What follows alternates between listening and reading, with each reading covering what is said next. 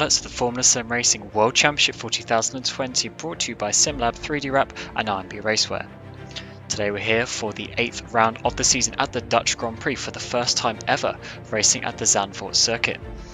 4.3 kilometers with 2 DRS zones, but very tricky going through the sand dunes. Very twisty and tight circuit is going to be a little bit difficult to overtake. However, the new banking in the first and third sector will certainly help those overtaking opportunities. Qualifying did not disappoint, with Dennis Jordan getting pole position for the first time ever for himself, but also Evolution Motorsports, closely followed by Jene Simicic by just over 1/100th of a second. A little bit further back we had two of the big names, Mohamed Patel and your championship contender Peter Berlak, followed by Siebel and Rodger. Some other news is that Felipe Capamajan couldn't get into the race sessions. He won't be attending today, and Michi Hoyer was also having issues and only got 16th place on the grid. Lorenz Doherty makes his WC debut as a reserve for HM Engineering. Jeroen Kwiku is not here in attendance today.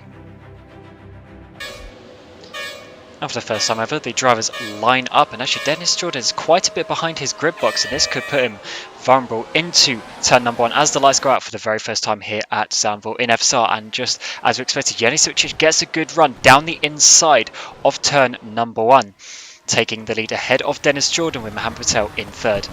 Alex Siebel and Peter Berlak go side by side in turn 3 and 4, but it's the German that stays out on top. But a little bit further behind, Tom sadly gets caught up on the back of Craig Baxter and gets hit by the back of Danny Van Der Neat and sends him into the wall, and he will have to go in for some damage repairs. But the reason why Craig Baxter was going pretty slowly is because he lost his front wing all on his own, locked the rear tyres, hit the wall on the inside of turn number 1, and unfortunately some drivers behind didn't quite notice that he didn't have a front wing.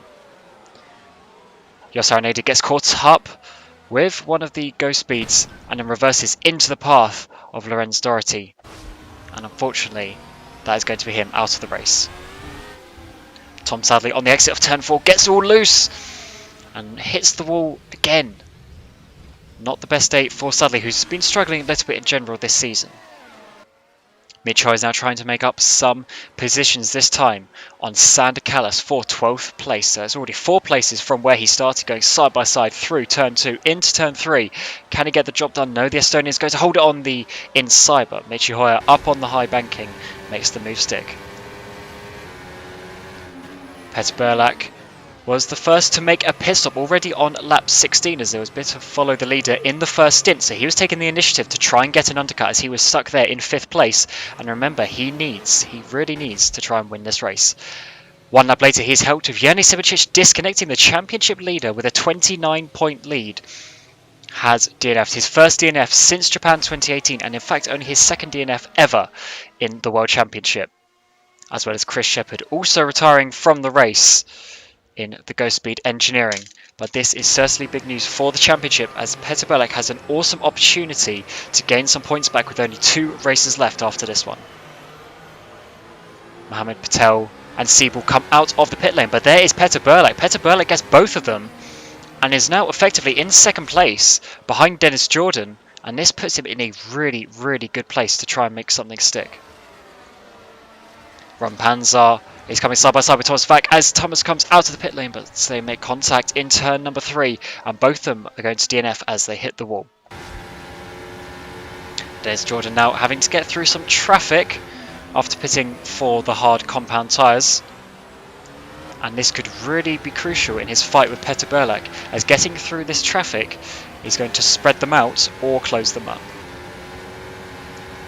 Check lap 25, trying to go around the outside of turn number 7, and that is not quite going to work. And now Callas hits the back of Godek, sending him into the barrier on the main straight. That was out of nowhere as a bit of contact was made, and Callas and Godek will both have to retire, with Callas getting a penalty after the race. Lap 44, already 2nd round of pit stops, and Jordan comes into the pit lane. So 1 lap later, Peter Berlak has to respond, and he does. And he's come out only just a couple of seconds behind Dennis. But he's really going to have to make something work. With 28 laps to go in the race, he's going to have to push as hard as he can to try and get this win to make up some opportunities. Lap 66, this is Petter's really good opportunity down into turn number 1. He's side by side. Can he make it stick coming out into turn 2 and 3? But Dennis is going to be really good on the exit and defend into turn 3. And Petter is going to have to try and make a risky move here, as it seems. Overtaking to turn 1 is possible, but just right on the limit. So now once again he's come out on the inside. He's just getting his front nose there, but Dennis is just going to put his car in the perfect position to defend on this lap as well. That was lap 69, and now we come further into the Grand Prix. Petter's now going to try round the outside, maybe a bit of cutback into turn number 1. But Dennis is getting such a good exit out of that final corner that Petter is really struggling. Now Alex Siebel trying to get past Janos Bragschok, who's had a bit of a quiet race. Siebel dropped down a little bit. He's now trying to get past Janos Bragschok. This is for 4th position, right on the back of the battle for the lead, as these guys have stayed so close together, and he makes that work. So Evolution are looking really good to get some good constructors points here with the 2 Burst Simplicity cars out of the race. Petterberg now round the outside. He's fully side by side. He's going to try a bit of a cutback because he couldn't quite hold it around the outside, and this is already on to the final lap of the race, lap 72. He's going to have to try and make something work, but he's struggled quite a lot to get past. Such is the nature of the Zandvoort circuit. And Dennis doing such a good job.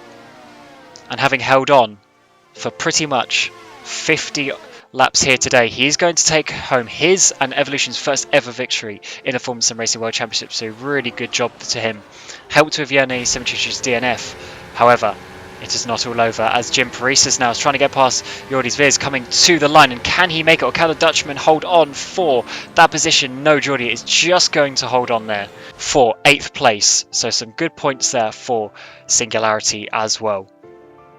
But what an interesting race that was. Wasn't the most action-packed race, however, it was certainly one that is changing how this championship is going into the final 2 races, with Petter gaining 18 points on Jernej Simičić. That means he's only 11 points behind coming into the final 2 races, which means it is back in his hands. If he wins both the races, he will win the championship no matter what Jernej does. But we cannot forget Dennis Jordan getting his first ever victory, as well as Alex Siebel there in 4th place. Good mention to Bragschok in 5th, as well as Michi Hoyer getting up to 7th place. However, there was a lot of DNFs here, with only 11 cars finishing the race. Such is the nature of the circuit. But now, as he said, Berlak trailing by 11 points. Dennis Jordan now jump up into 3rd place, just ahead of Michi Hoyer. However, it is so close with Alex Siebel and David Mocek as well. Seems Kweekel has dropped off a little bit now, and he hasn't attended the last couple of races, so we'll see if he comes back for the last 2, with Jordi Viz jumping up into 11th place in the championship there. And in the Constructors, Evolution Motorsports are now leading the way by 3 points from Burst Simplicity, as both Burst Rear Toro cars of Simičić Japanzar had a DNF, which is letting Edge close right up onto them, as HM Engineering have once again dropped off a little bit from the back.